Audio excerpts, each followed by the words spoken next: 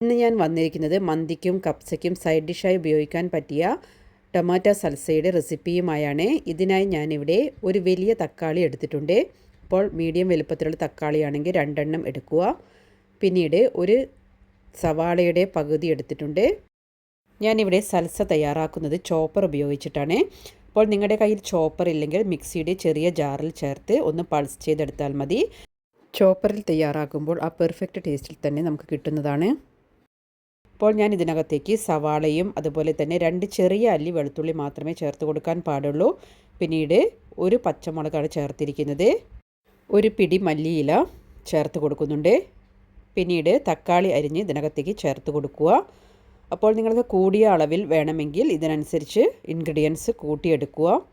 അപ്പോൾ തക്കാളി കഷ്ണങ്ങളാക്കി ഞാൻ ഇതിനകത്തേക്ക് ചേർത്ത് കൊടുക്കുന്നുണ്ട്. അപ്പോൾ സൽസ ഉണ്ടാക്കുമ്പോൾ കൂടുതൽ അരഞ്ഞു പോകാൻ പാടില്ല. അപ്പോൾ കൂടുതൽ അരഞ്ഞു പോയാൽ സൽസയ്ക്ക് ടേസ്റ്റ് കിട്ടുകയില്ല. ഒന്ന് പൾസ് ചെയ്തെടുക്കുക മാത്രമേ ചെയ്യേണ്ടുള്ളൂ. അപ്പോൾ ഞാനിത് ചോപ്പറിൽ വെച്ച് ഒന്ന് ചോപ്പ് ചെയ്തെടുക്കുന്നുണ്ട്. ഇതിനകത്തേക്ക് ചെറുനാരങ്ങ നീര് ഞാൻ ചേർത്തിരുന്നില്ല. അപ്പോൾ ഞാൻ ഈ സമയത്താണ് ചെറുനാരങ്ങ നീര് ഇതിനകത്തേക്ക് ചേർത്ത് കൊടുക്കുന്നത്. ഒരു ചെറുനാരങ്ങയുടെ 1/4 ഭാഗം മാത്രം നീരാണ് ഞാൻ ഇതിനകത്തേക്ക് ചേർത്ത് കൊടുക്കുന്നത്.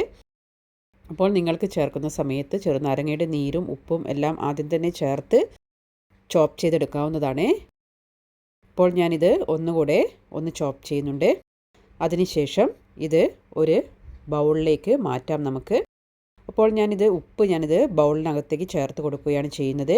അതിനുശേഷം നമ്മൾ ചോപ്പ് ചെയ്തിരിക്കുന്ന ആ ടൊമാറ്റോയുടെ മിക്സ് നമുക്ക് ഇതിനകത്തേക്ക് ചേർത്ത് കൊടുക്കാം. അതിനുശേഷം നന്നായിട്ട് തന്നെ മിക്സ് ചെയ്തെടുക്കുക.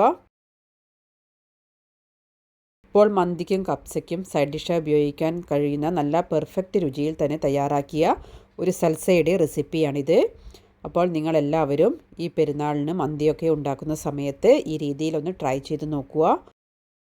അപ്പോൾ നിങ്ങൾക്ക് ഈ വീഡിയോ ഇഷ്ടമായിട്ടുണ്ടെങ്കിൽ ഫ്രണ്ട്സിനും ഫാമിലിക്കും എല്ലാം ഷെയർ ചെയ്ത് സപ്പോർട്ട് ചെയ്യുക.